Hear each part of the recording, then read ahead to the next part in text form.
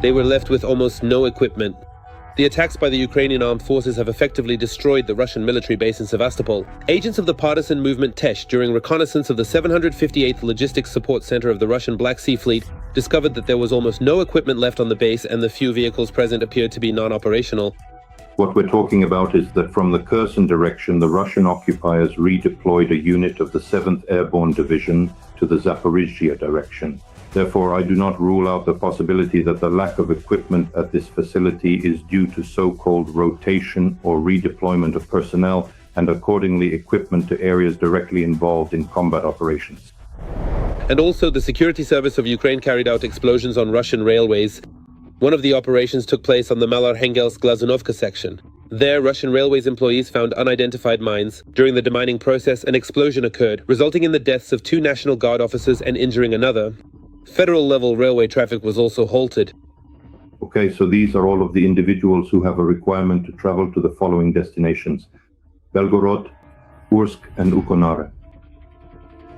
Another explosion occurred in the Leningrad region on the St. Petersburg-Pskov Railway on the Strogonovo-Mshinskaya section. As a result of the sabotage, the locomotive derailed and 15 fuel tank cars were destroyed. But it's not just in the rear. The enemy is also uneasy. At the front, the occupiers are also failing to meet the Kremlin's plans. The Ukrainian army is achieving successes in the Sumy region. At the same time, the Russians are suffering significant losses. In the Kharkiv region, reports Zelensky, in the Sumy direction, Ukraine's defense forces have seized the operational initiative. This refers to advances directly toward the notional Russian-Ukrainian border and the deoccupation of additional settlements, Konstantinovka and Novo-Konstantinovka. In the Sumy direction, Ukraine's defense forces have thwarted not only the military but also the political plans of the Russian leadership to create a so-called buffer zone with an advanced depth of up to 20 kilometers. Meanwhile, Russian troops continue to violate NATO airspace.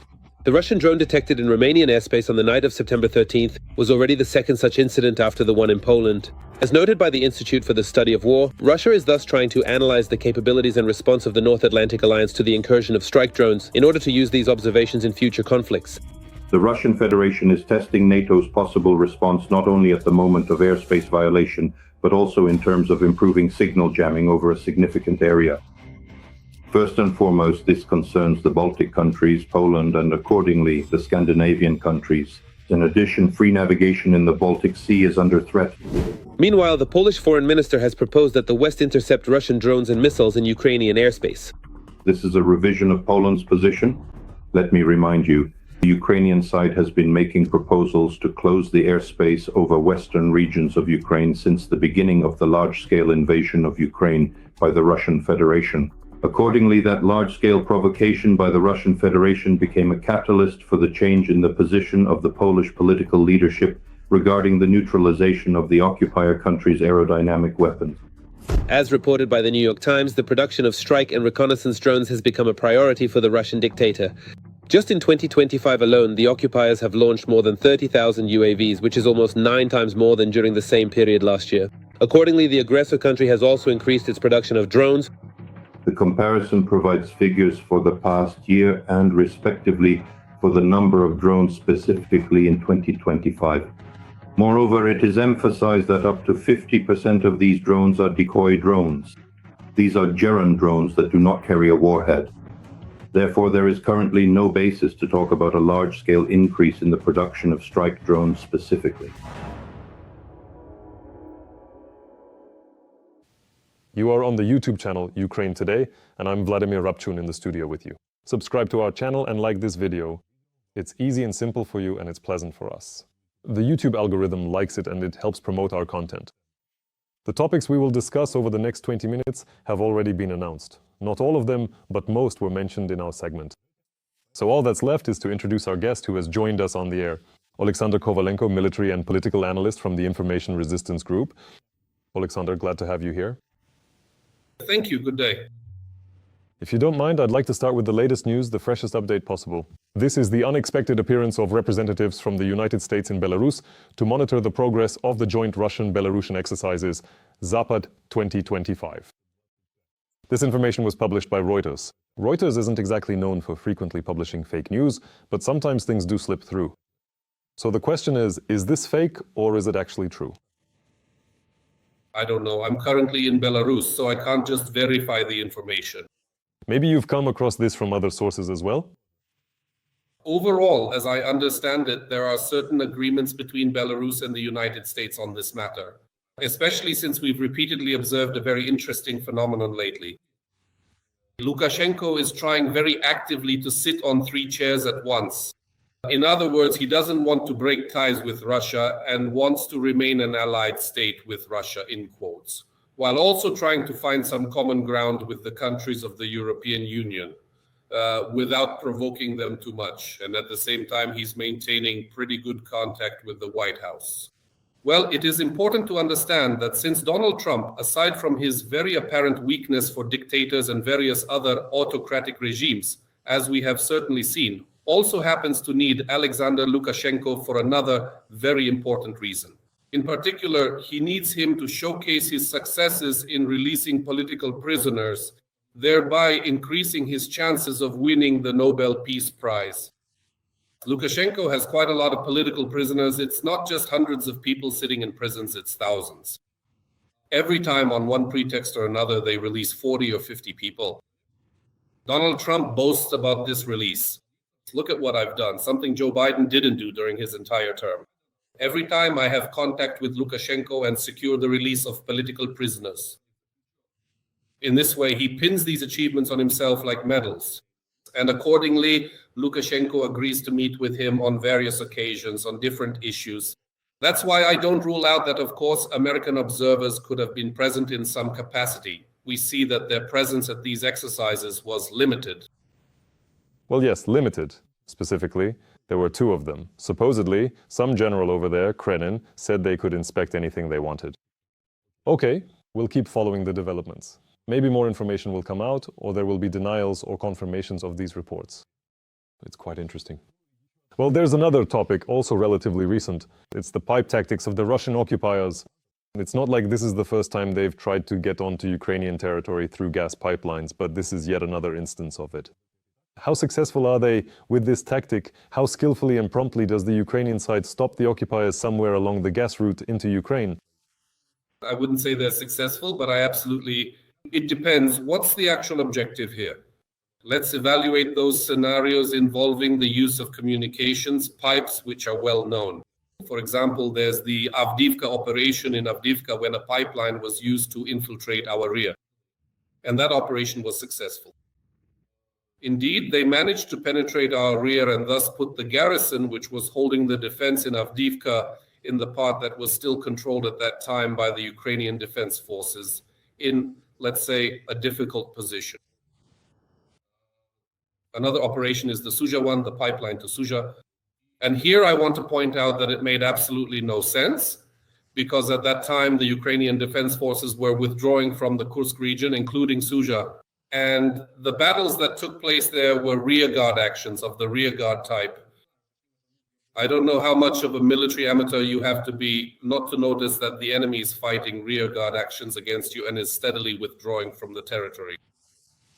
In this particular case, I'm referring to General Lapin, who is the one that personally gave the direct order to initiate Operation Potok, which is more commonly known as the pipeline in the town of Suja.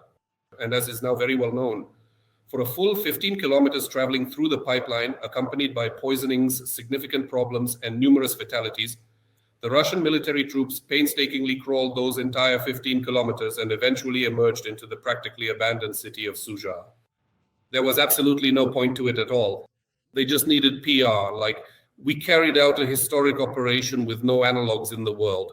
PR for whom? Primarily for Lapin, since his failure in the Kursk region, even having to bring in North Korean soldiers to fight there, was quite telling. And Lapin urgently needed to impress the command, to impress Putin, to create this information wave, as if they had carried out some kind of unique operation. And after that, all this business with the pipelines began. They started installing them near churches. Then Tsiganova even danced to a song about the pipeline. Basically, it was an information campaign solely to somehow justify Le Pen. Did it help him? No, it didn't help. He was removed from his position as commander of the Kursk group, not just the North group of forces, which includes the Bryansk, Kursk, and Belgorod groupings. But overall, all of this ended, of course, with heavy losses and for nothing. Although, by the way, there was a very interesting moment with Lapin when he was offered to carry out an airdrop in Sudza using several groups of Mi-8 helicopters, supported by Mi-28 gunships flying at extremely low altitude for 15 kilometers, which is less than a 5-minute flight. And they actually could have used that, but Lapin didn't want to risk the helicopters, which could have been shot down. So he chose to have his soldiers crawl through the pipe for several days, with the result that some of them suffocated inside and others suffered lung burns that they would never recover from. The pipe that's now in Kupiansk is a somewhat different story. There will be fewer fatalities there since this pipe hasn't been in operation for quite a while. If we talk about the pipe in Sudzha, it was operational, and even when Sudzha came under the control of Ukraine's defense forces in 2024, that pipe was still working. And essentially, they were sending their troops into an area contaminated with hazardous chemicals and gases. The pipe that goes to Kupiansk has not been operational for quite a long time. Over an extended period of time, Russian troops had methodically created a series of holes, exits, and designated resting areas where they could recuperate after crawling along the pipe's interior. It reportedly takes approximately 4 full days to navigate through this entire pipe system, with the objective of emerging in the vicinity of Holubivka, heading towards Kupiansk, all within the zone that they currently control. In part, this approach justifies itself by allowing them to transfer personnel without having to force the Oskil River and without coming under attack from our FPV drones and artillery. Yes, it takes a long time. Yes, this drags on for quite a while, but if they do it in a steady stream, one after another, they manage to get a constant flow of manpower to the right bank without serious losses. The only downside is that they're physically and psychologically exhausted, but who cares about that in the Russian command? They get a steady influx of manpower on the right bank. And this manpower is immediately thrown into the outskirts of Kupiansk. So in this case, yes, the scenario is justified. Okay, is Ukraine in control of the situation? Yes, considering that this information has now become known, both the General Staff and our own group directly controlling this area are fully aware of it. And as a consequence, these particular zones are periodically under enemy fire. So whenever they attempt to come out, they almost immediately come under that fire. For now, logistics are still being carried out, but they are in relative safety. That's the only downside. I think the issue will be resolved after a proper clearing operation is conducted, specifically in the Kondrashovka-Radkovka-Golubovka triangle. That is on the left side of the R79 highway where their main exit zones are located. As soon as this area is cleared, the scenario with the pipeline will no longer be viable. Not just as an idea, but it will either be destroyed, eliminated, mined, barricaded, and so on to make sure this doesn't happen again. Meanwhile, Russia is escalating the situation, in particular by attacking Poland with drones. At least 19 of them flew into Polish territory or violated Polish airspace. The reaction is interesting but rather soft, even hesitant, both from Polish officials themselves and from representatives of the international community or NATO. According to reports, out of the 19, 4 drones were shot down. That's Poland, yes, but there was also a drone in the sky over Romania. And that story is even more mysterious, or either mysterious or extremely cynical, when a Romanian F-16 almost shot down the drone. But then the drone turned around and flew toward Ukraine, so they didn't shoot it down after all. But really, why shoot it down if it can do something in Ukraine but not in Romania?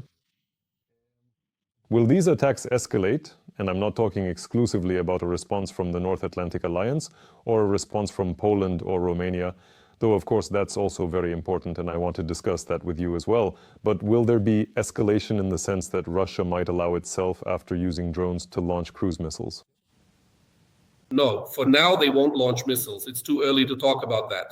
That's more of a medium or long-term prospect, let's put it that way. For now, the provocations will remain at the level of drones.